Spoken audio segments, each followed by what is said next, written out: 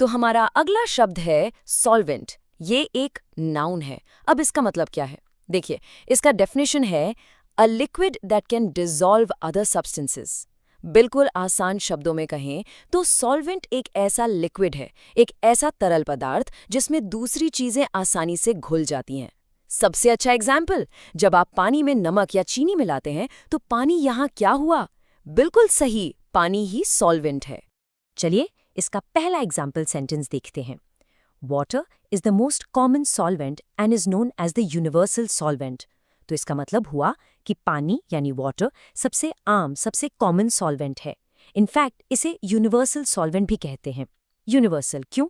क्योंकि पानी में ना एक खास बात है, ये ज्यादातर चीजों को अपने अंदर डिसॉल्व कर सकता है, यानी घोल सकता है। ओके, तो सॉल्वेंट का काम सिर्फ चीजें घोलना ही नहीं है, इसका एक और बहुत इंटरेस्टिंग यूज है।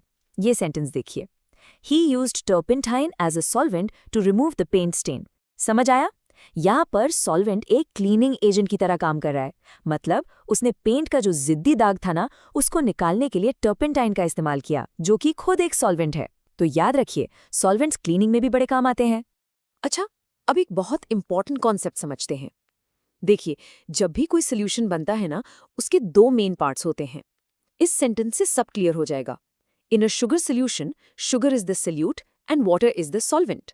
तो जो चीज घुल रही है, जैसे कि चीनी, उसे कहते हैं सल्यूट, और जिसके अंदर वो घुल रही है यानी पानी, वो है हमारा सॉल्वेंट।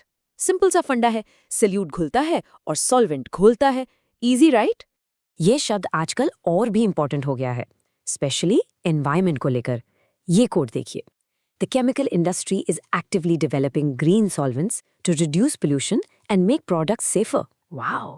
इसका मतलब है कि अब ग्रीन सॉल्वेंट्स बनाए जा रहे हैं। ग्रीन मतलब एनवायरमेंट फ्रेंडली। ये ऐसे सॉल्वेंट्स हैं जो पोल्यूशन कम करते हैं और हमारे प्रोडक्ट्स को भी हम सबके लिए सेफर बनाते हैं। ये एक बहुत ही पॉजिटिव डेवलपमेंट है। ओके, चलिए अब इस वर्ड को थोड़ा और गहराई से समझते हैं, इसके सिनोनिम्स और एंटोनिम्स से। तो इसके सिनोनिम्स यानी मिलते जुलते शब्द हैं डिसॉल्वेंट और डिसॉल्विंग एजेंट। दोनों का मतलब बिल्कुल सेम है, घोलने वाला। अब आते हैं एंटोनिम्स पर, यानी इसके ऑपोजिट वर्ड्स। पहला है सॉल्यूट, जिसके बारे में हमने अभी बात की, यानी जो घुलता है। फिर है प्रेसिपिटेट, ये वो सॉलिड चीज है जो सोल्यूशन में घुलती नहीं और नीचे जम जाती है। और आखिरी है इनसॉल्युबल, मतलब ऐसी चीज जो घुल ही नहीं सकती, जैसे पानी में रेत, बिल्कुल इनसॉल्युबल। बस आज के लिए इतना ही, मिलते हैं नेक्स्ट वीडियो में। Happy learning, bye bye.